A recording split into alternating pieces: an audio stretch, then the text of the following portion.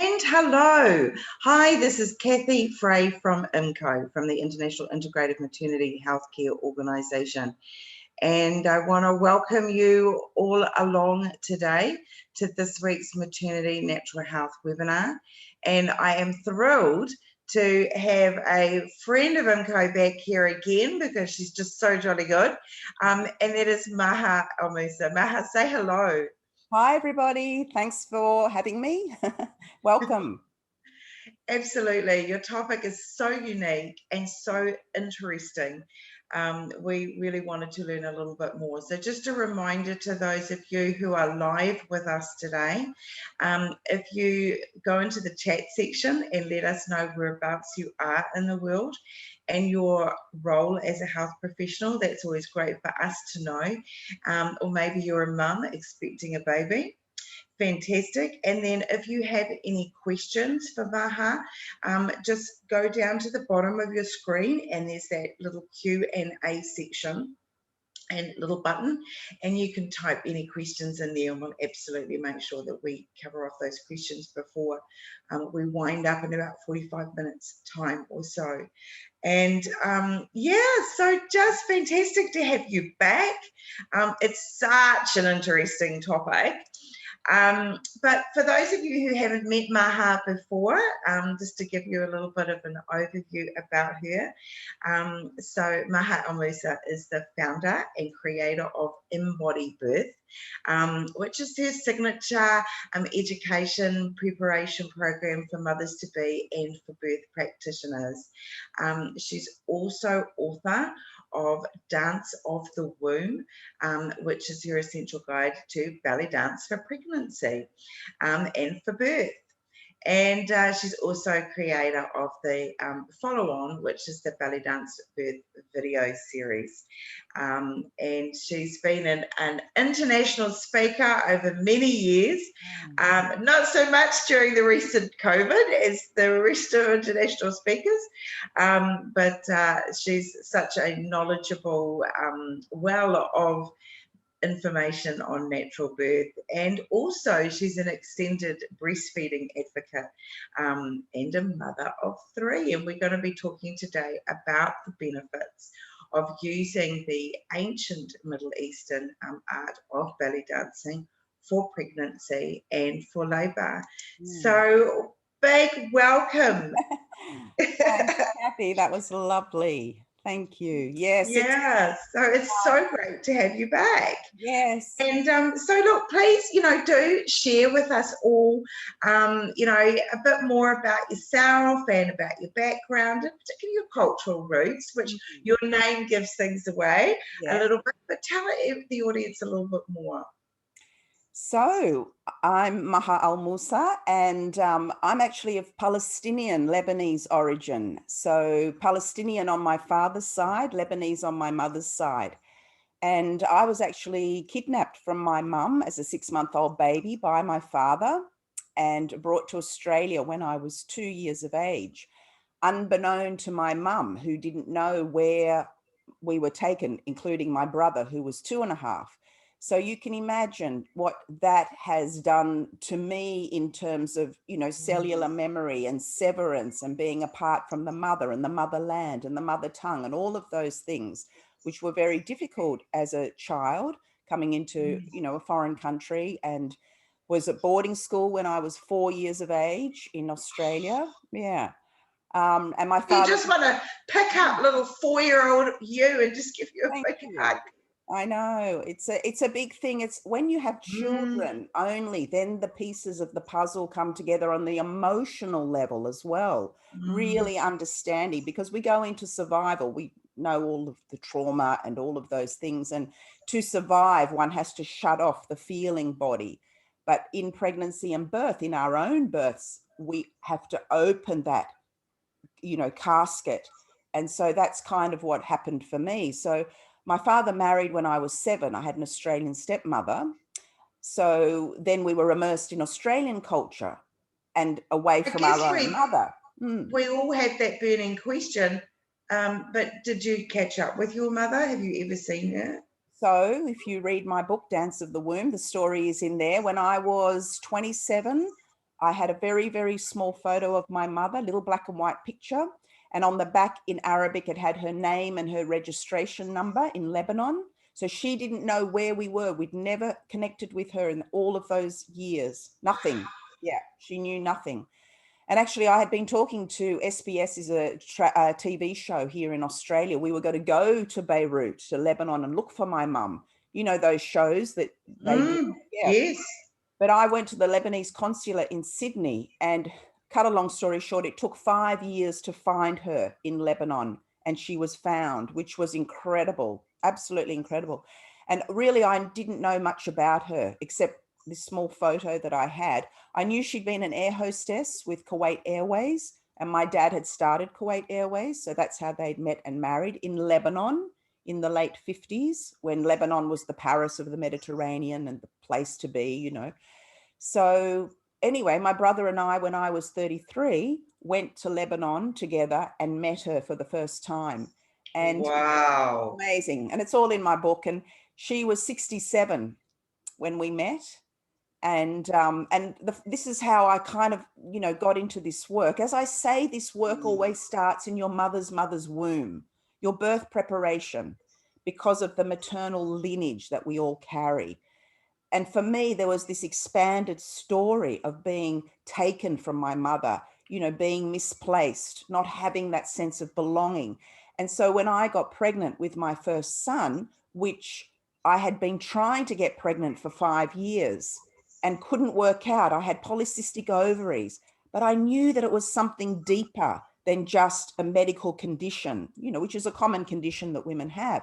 I knew intuitively that it had something to do with this severance, this barrenness from the mother.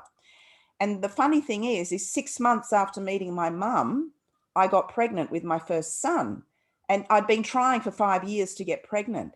So that's when all the pieces of the puzzle started to come into place. And I realized that this whole journey, it's not just a physical, medical, clinical, cold journey.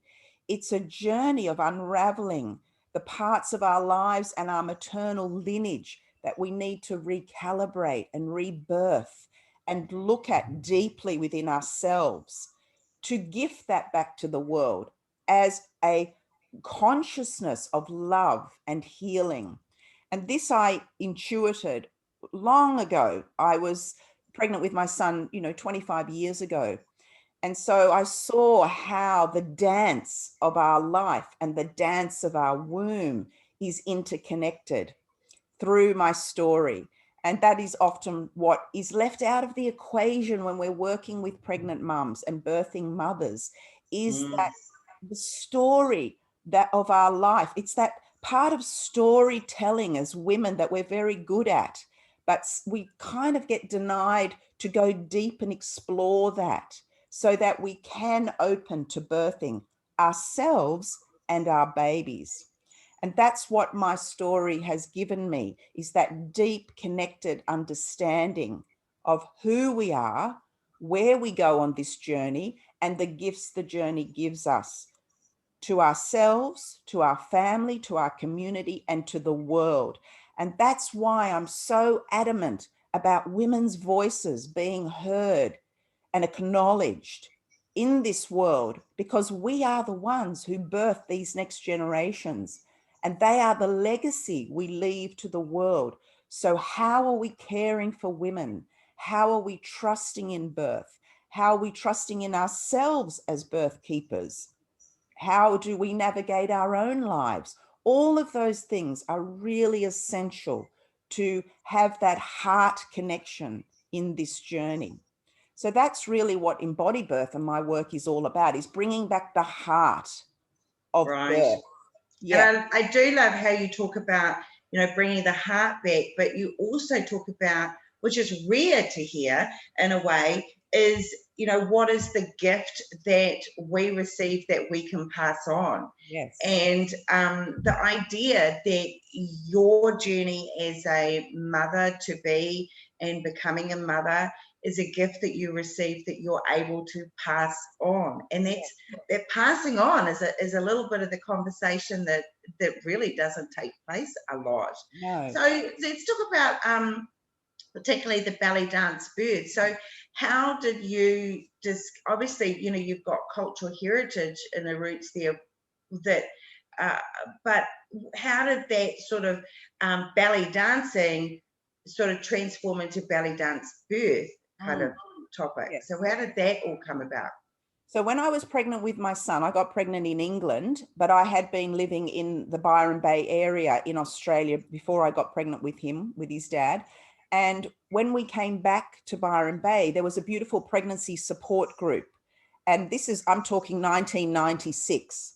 So it was full of home birth midwives. There was probably 12 to 15 home birth midwives, independent midwives. I'll just interject here. For those unfamiliar, my impression of Byron Bay is that it's and it has always been kind of an area of a little bit alternate thinkers, and yeah, I mean, it's a little sort of a little hippie-ish, a little, yeah, that's that kind of area, isn't it? Yeah, natural living, doing things in a more natural way, living from the earth, not being in the material world as much.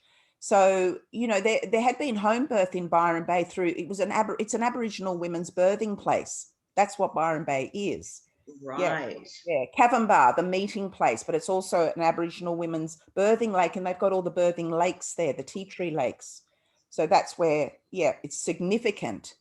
And it's really a place you're just supposed to pass through, not settle in. But anyway, I was there, and there was an amazing pregnancy support group, and it was on every week, and had been going for about 10 years. This is 25 years ago. Yeah, and it's still going. It's still going as a voluntary group. It's been going probably 35 plus years. So I taught there for 20 years. But when I came pregnant with my son, yeah, it was all new to me. And each week we did some kind of body work.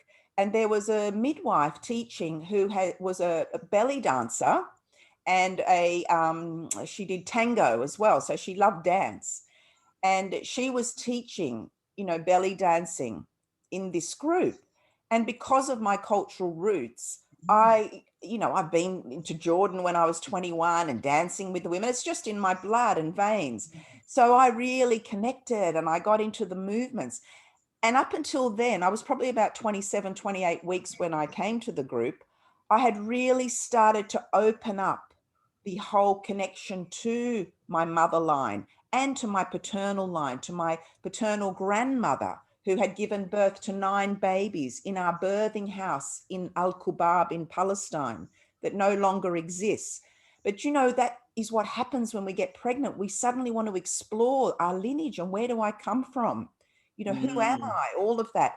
So I was indulging in that, and then came to the group, and this midwife was teaching. And because I could move and dance very easily, I knew the movements. It was embodied to me as my natural movement. She could no longer do the class. And my son had been born, and long story, he was 6 weeks premature and what have you. But when he was about 6 months of age, she said, Maha, do you want to take over the class? Because I can see that you get this, you know it. And not from a place of cabaret and performance dancing. Right. That's belly dancing. But this is the instinctive feminine movements of the womb that bring us into sensuality, connection with our baby, connection to the rhythms of the earth and the shapes of the earth, the circles, the spirals, the figure 8. So it's a very different context to what people are used to around belly dancing. So, you know, in many ways, it's Oriental dance for birthing, which is where it comes from. Its origins are actually in fertility and birthing. So that's so interesting. Yes. So women would dance with women in labor and ululate and take the, there you go, bring everything's coming alive.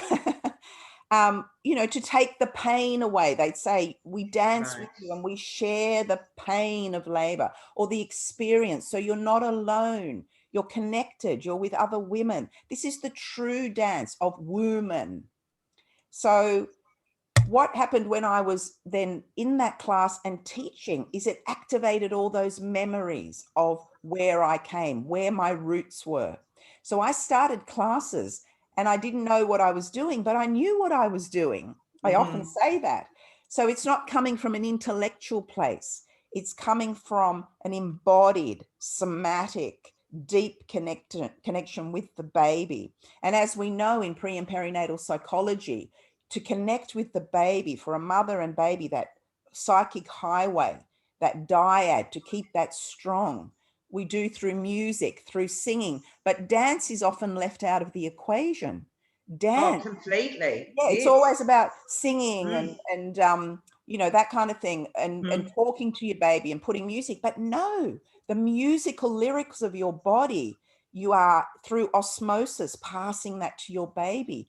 And it's beautiful, it's sensual, it's passionate, it's deep, it's emotional.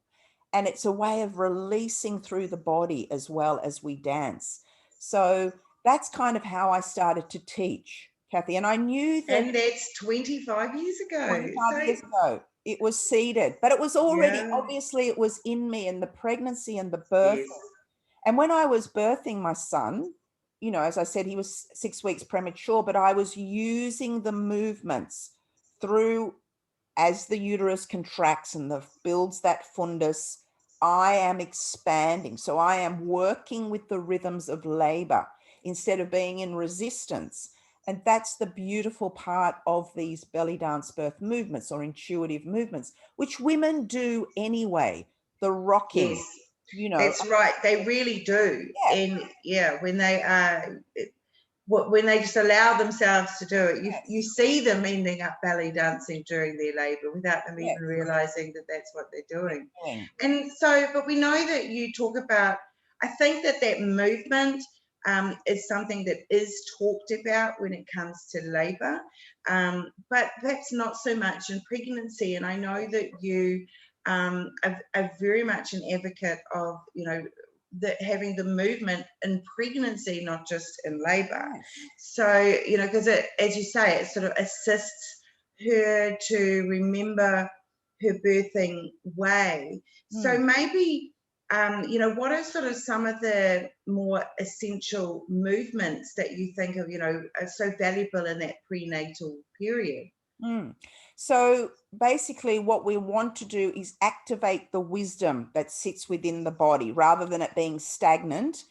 You can do that through yoga, but yoga is more of a linear way of, you know, the stretching, which is good. But the belly dance birth is the connection to the earth, the mother earth, and those movements. So we always start in prenatal with the circle movement. And the circle movement is the most foundational, fundamental movement of all. And so that gets us into being able to move into the hip joints, the sacrum, the pelvic joints, the ligaments, the fascia, all of that in a very gentle way. So we just start very gently moving in lateral movements, in forward, backward movements. So what we're doing is we're lubricating the joints and the pelvic area to bring our awareness and our attention to the place where baby is going to, in physiological birth and vaginal birth, move through. So the core teaching of that is that the baby doesn't come out of your head. The baby comes out of your yoni, your vagina, get down to earth. So that with the circle movement starts to open us up to that connection and that awareness. And then through that, what starts to happen is the mother realizes that she is the expert of this experience of birth. It's not like some programs that are going to give us tools to do to the mother. That's not what EmbodyBirth is about. Right. EmbodyBirth is about a mother saying, I am my own midwife. I know my body. I know my baby, because these movements have opened that cavern to that connection. I can feel where my baby is lying because I'm connected. I'm not giving my power away to someone on the outside.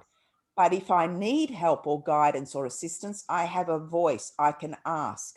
And that's the premise of EmbodyBirth and BellydanceBirth, is starting in that anchored knowing. And that is what these movements bring us to. And I've taught thousands of women over the many years, as you know, and so many come and just do one class with me. And they've done all this reading and they've done all this watching of things and talking and what have, and it brings them back home and they go, wow, this is all I need. I get it. I've opened that gateway. So the willingness and the intention to be courageous, to come into one's body and to meet the experience of birth. And that's what these movements will give us in labor. So we need to do childbirth education that actually mirrors the energy, the emotion, the physicality of labor itself. And that's how this program was designed, that when I go into labor, that's what I will be doing. So I will modify and I will adapt the movements Maha has taught, for example, of the basic circle and the expanded hip and pelvic circle. Now I modify, adapt, and use that in labor. So I already have embodied that memory, muscle memory of the movement, that moving meditation. So when I come to labor, I will naturally move in that way. I will know, where am I stuck? I will know, where is my baby? I will have an awareness of my body. So that's what belly dance birth kind of trains us, although I don't like the word trains, but brings us home to ourselves. And so you've got that anchor.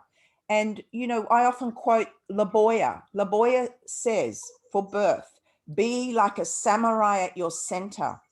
And I add, yes, be like a samurai, be at your anchor in your pelvis, in your body, but flow like water around that anchor.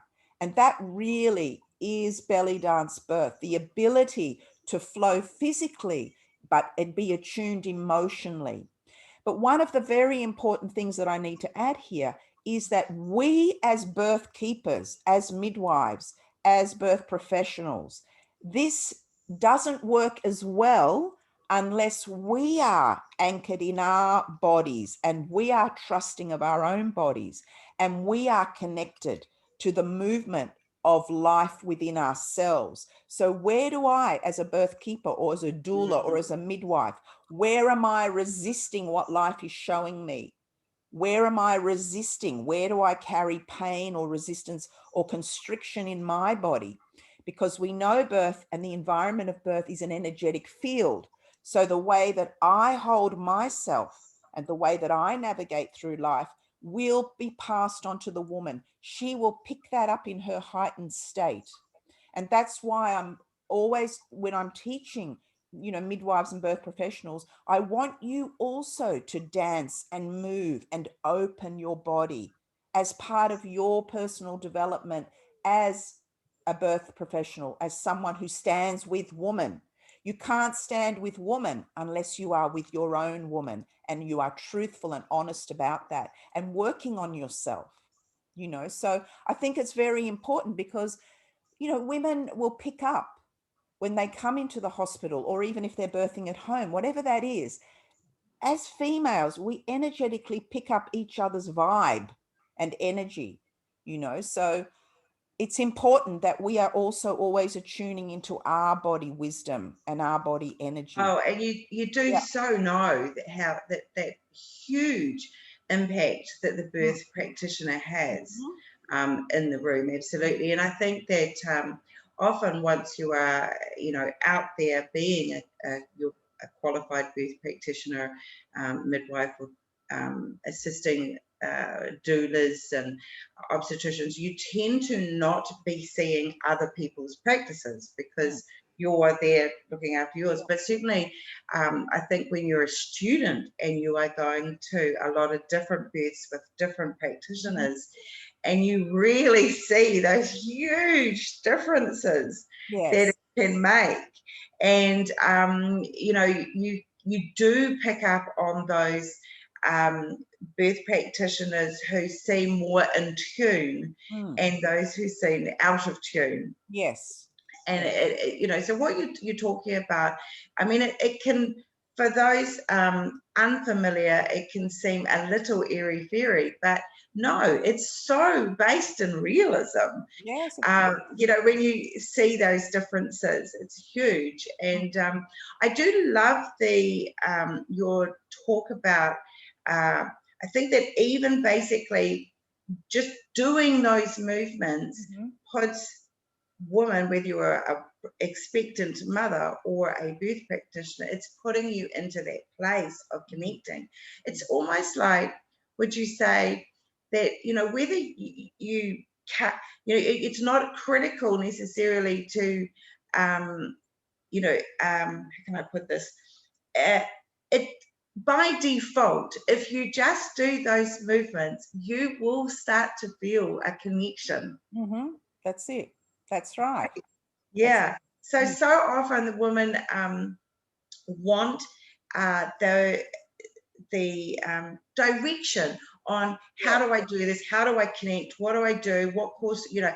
And it's always like you're saying, look, just do it. Yes. And you'll start to feel it.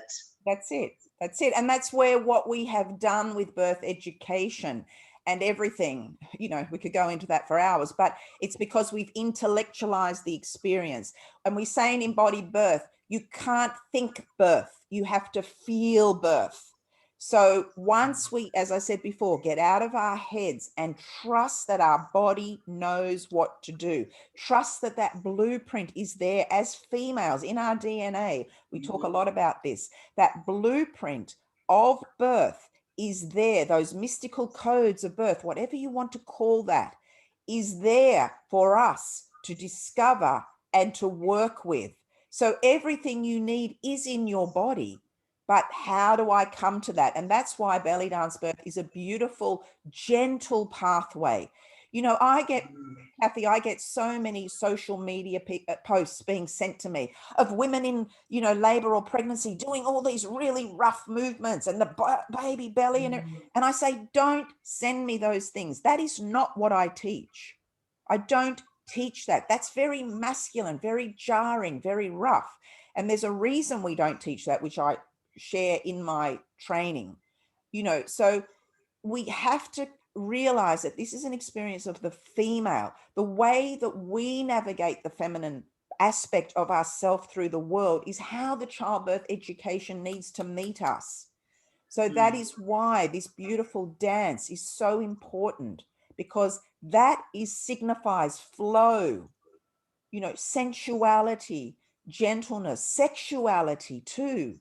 So, you know, we can go into how birth and sex are connected and how these... Wow, they are deeply connected because it all started with sex. Yeah, and we tend to forget that part of it. But these movements, you know, when we connect to our sensuality, the sexual energy, the life force energy, the birthing energy are all dancing together in this place. And so, you know, we realize I've got this. I know this. This ancient knowing is within me, and I've activated it and I've woken it up in my body. That innate, as you say, innate primal wisdom. And actually that kind of brings us onto another topic, well, same sort of topic, but going a little bit deeper on there. I know that you talk about something called the 3 anchors, you know, but so do you want to just go over what those are and how that's what that's all about? Yeah. So, you know, if we're going to distill birth into a place where we can, you know, attain and connect what it is that we want for our birth, we have to understand that really at the end of the day, there are only 3 things that we have. When I'm on all fours in active labor, all I have is my body, anchor, my baby, my anchor, and my innate primal wisdom. That's it. They're the 3 anchors. So everything else is kind of superfluous to that center if that center is not anchored. If I'm not anchored in my body with my baby, knowing my innate primal wisdom, it doesn't matter what else is going on. I'm not going to find within myself the strength and the confidence to attune to this blueprint and know birth. So we talk about the anchoring of the self in that. So that's why in the prenatal time, we come back to those 3 anchors. So how does my body move? What is my baby feeling? Am I listening to my primal wisdom? Because when we create expansive spaces within the body, in the prenatal time when we're doing these dances, what happens is we open up the energetic pathways to deep listening. So listening to myself, listening to my baby, again, that psychic highway. What are those things telling me? Where do I need to open? Where do I feel contracted? Isn't that interesting that when I try to expand my hips and do these big circle movements, that I'm feeling an aching in my right side, or my sacrum is sore? Wow, what's going on there? Can I, through these movements, intuit what's happening there? Then an emotion might come up because I'm in that expansion and I'm working with the layers of the body with my baby and my wisdom, and I'm trusting in it, and I'm listening, and I'm feeling. Oh, there's a memory there, maybe a sexual memory, maybe an emotional memory, maybe a joyful memory, maybe anything. But what we're doing is we're giving the space for the body to experience that feeling in the prenatal time. So we start to clear the channels for birthing our babies through these anchors. And this, I think, is the missing link in childbirth, because we're not telling women what to do. They're not sort of grabbing on the outside, all that distraction. They're actually going, I need to trust in myself. I need to know what opens me and what closes me in an energetic sense and a physical sense. What are the layers that are within my body that I need to work with to clear as much as I can in the prenatal period, but to also know in labor, we go even deeper and there's more things that can rise up. So how do I meet those things that rise up? Am I willing to meet myself in labor? So we begin that process in the prenatal time. And we know that when we have inhibition, when we are scared, when we are fearful, and the environment can add to that too, we are not going to open. We're going to close down emotionally, energetically, and physically, which is what happens sexually for us as women too. So there's the parallel pathway. Yeah, we have to feel safe. We talk about safety, security, trusting. You know, so the environment is mirrored. The internal environment, the inner environment gets mirrored on the external environment, some of which we play a part in and some of which others play a part in. How do we feel in that place? But first, we need to connect to our body, our baby, our innate primal wisdom, and trust in that, work with that. And that's how we build our strength as women for birthing. That when we can anchor in those three places, and as I said before, if I need assistance, if I need help, if I need that course or that video or that midwife or whatever that is, I am solid in myself. And those things are added benefit and gifts to me, because I am at the center navigating this journey. And I think that's what we've forgotten by and large, and what women get. I completely agree with you there. Yeah. And that whole innate, the feeling that you can trust your innate wisdom is something that's so lost. So lost. You know, and and there. So then what happens is, so often women have never in their entire lives have never been in a situation where that has been a dominant part of how they think, of who they are, of what they stand for. And suddenly it's kind of thrust upon them. Yes.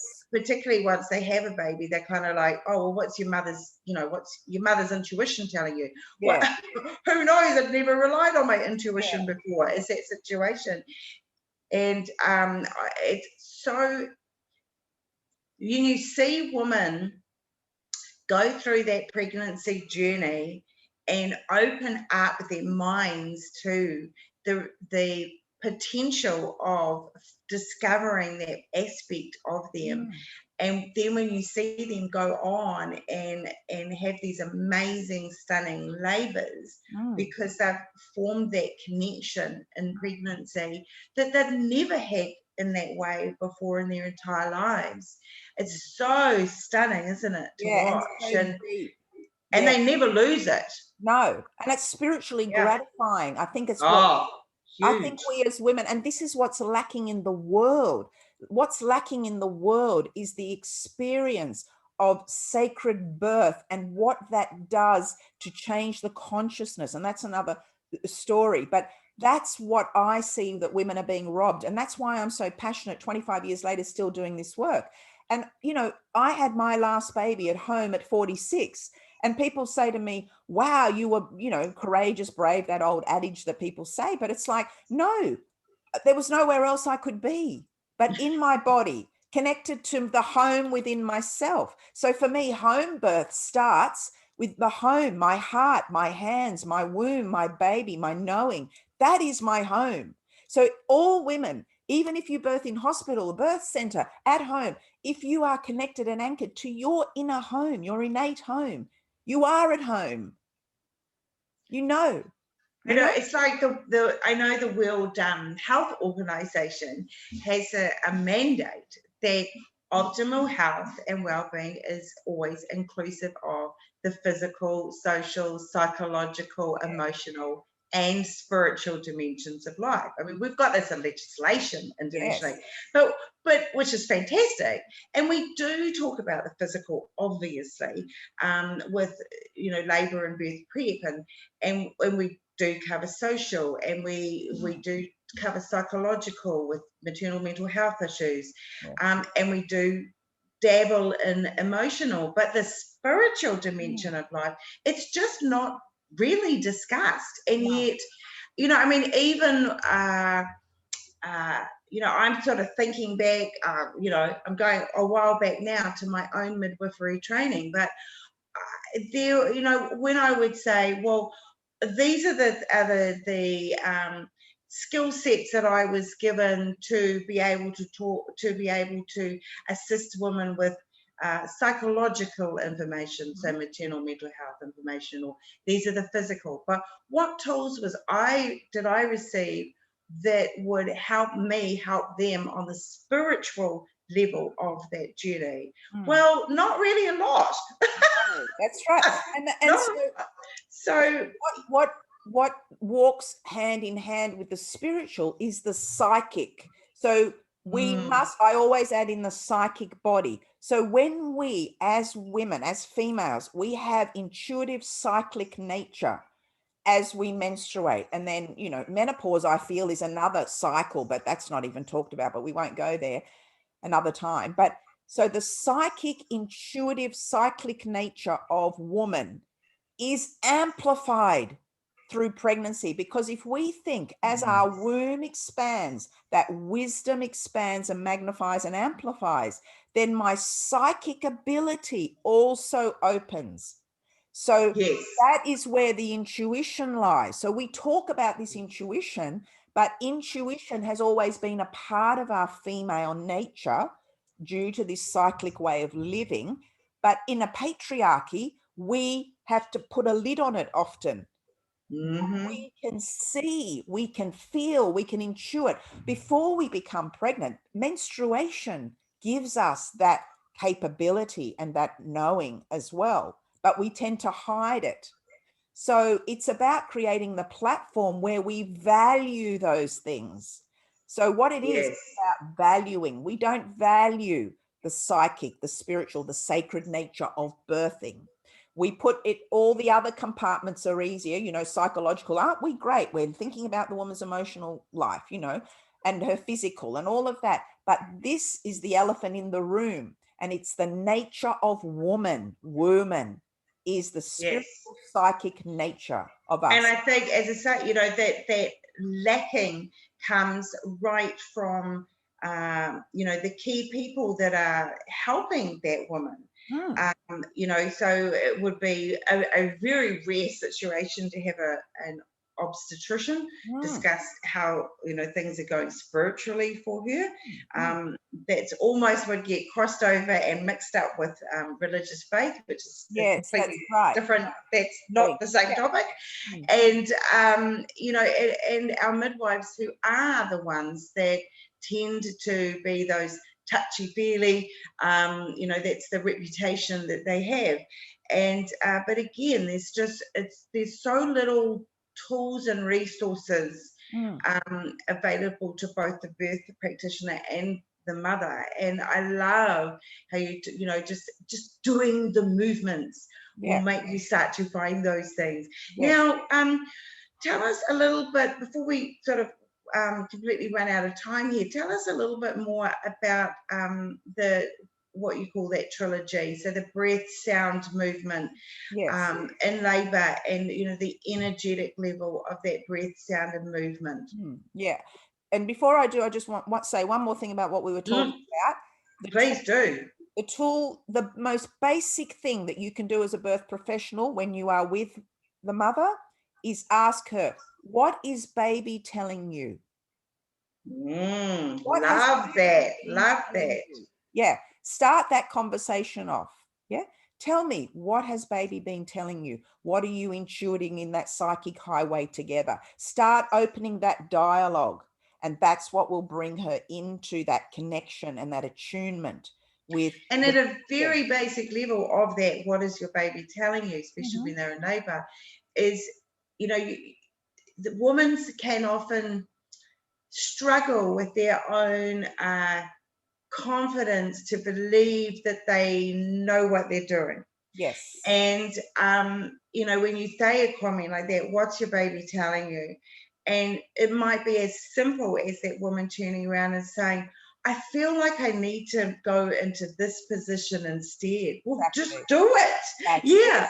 So that's what that's what your baby's telling you. You were in this position for a while, and now you want to change it. Well, do it. That's right. And which is and that's exactly what should be happening during. That's right. Because the way we're educating and the way that we are presenting birth is that someone on the outside knows better than you. So what we're always trying to do in EmbodyBirth is, what is the embodiment of this experience with my baby for me? So that's where the conversation education needs to always remember to add that in. That's all we're saying here. Yes, and exactly, it's adding it in. It's not replacing it. But when the woman does that and she goes, I feel like I need to, great, do that. So that's what you should be doing. You're valuing her. You're valuing the experience. You're seeing her as the expert. You trusting in birth. You're trusting in her and her baby. And that's what's lacking today, is that sense of trusting and handing it to her. And often, you know, it's because the woman, by the time she's had her in labor with her first baby, as I say, there's been no conversation through her whole life about, you know, what her gut instinct is telling her, what her intuition is saying. You know, so when you sit down with a boss at work and you're discussing a particular project or whatnot, you know, not many bosses would turn around and say, well, what does your gut tell you? Yeah. Exactly. Right? It's just not part of everyday conversation. And, you know, a big clap to those bosses that would say that. So let's talk about that trilogy, that breath, sound, movement. Yes. But we ask each other, Kathy, what's your gut telling you? What do you know, we do as women, we speak that language. Yeah. So breaths, the trilogy of breath, sound, and movement, basically, I talk about it as using the natural breath in labor. So we don't teach a breath work. So it's about, again, attuning and connecting. What is the natural breath that is needed in this moment? So when we use natural breath, that will open us to the natural sounds, because breath relaxes the body. When we connect, we deepen that breath, and then that opens up sound. So that opens the lung, the hearts, if we need to, through that relaxation. And the lack of inhibition will open that sound that then initiates the natural movement. So that's kind of what we're looking at, connecting to the breath that's needed in this moment, opens up the sounds, because I'm relaxing into my body, then I am able to initiate those movements. So they kind of work. That's why they're that trilogy. So natural breath, natural sounds, natural movements, sometimes together, sometimes just breath and movement, sometimes just sounds. But if we can be in a relaxed body, moving through, without that resistance, we will connect to that trilogy of breath, sound, and movement. And that is why the environment needs to trust in the mother and give her that space, not permission, but space and allowance to find those rhythms of breath, sound, and movement. And that's beautiful. And in movement is stillness. In rhythm is in stillness, and in stillness there is always rhythm.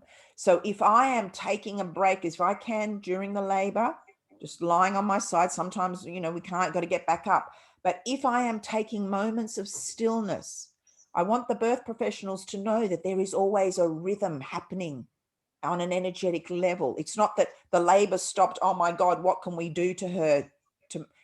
Remember, there's rhythm in stillness. There's processing. There's always something happening, whether psychically, spiritually, physically, emotionally. Am I attuned to that? I can't be attuned to that unless I'm attuned to those parts of myself. And that's the whole thing here. We are in this together. And when I'm teaching in China, I will go around the room, and obstetricians, midwives, doctors, and I will say to them, take off your label. Take off your label. Tell me, who are you? Who are you now? That is what the woman is seeking, the depths of the heart connection to who you are outside of that label. Just for a moment, can you be the truth of that person? And how does that look and feel? That's really important in all of this. Really, really important.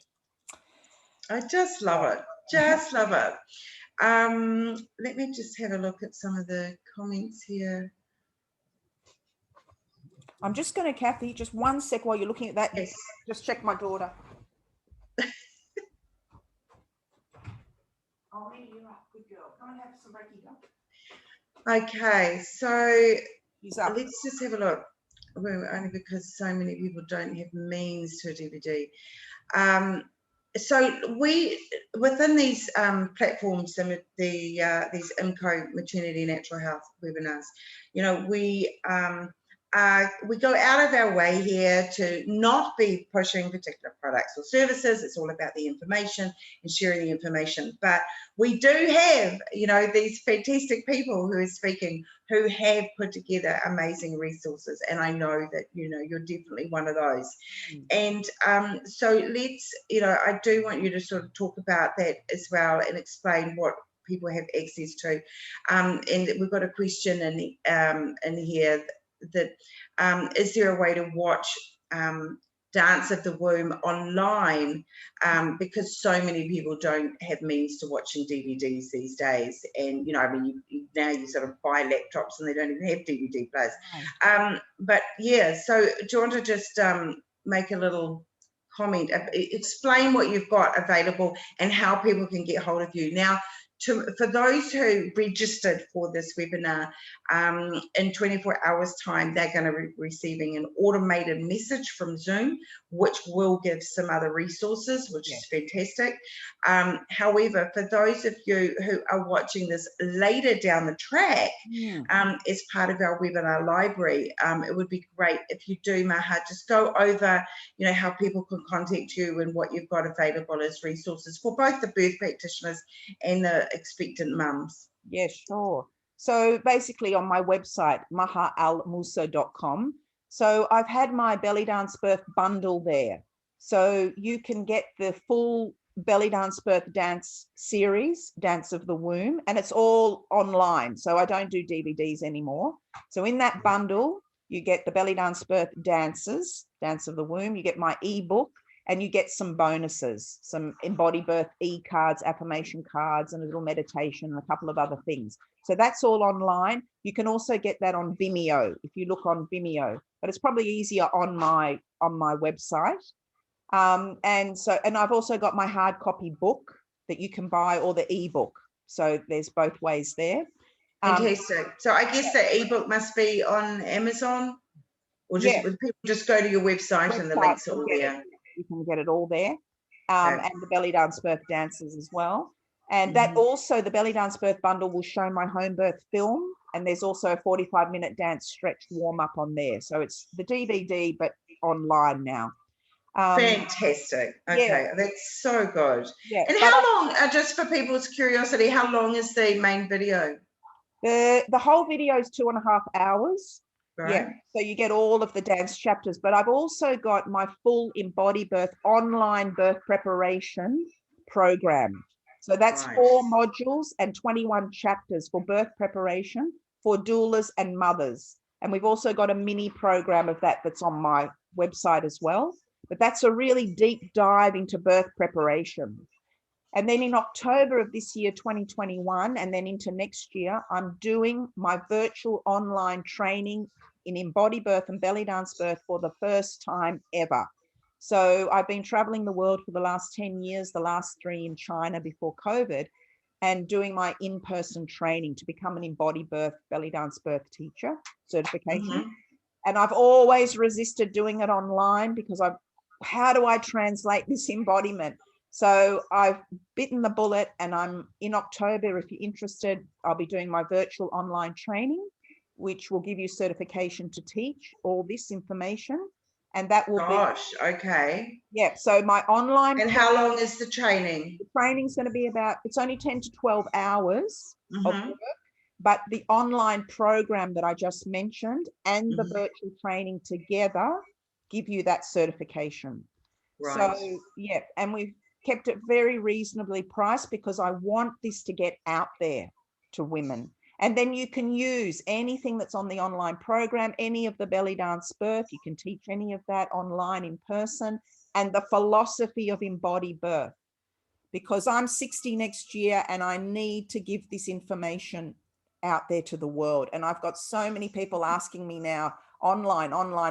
And this last year really helped, Kathy, with being at home and coming into the online world.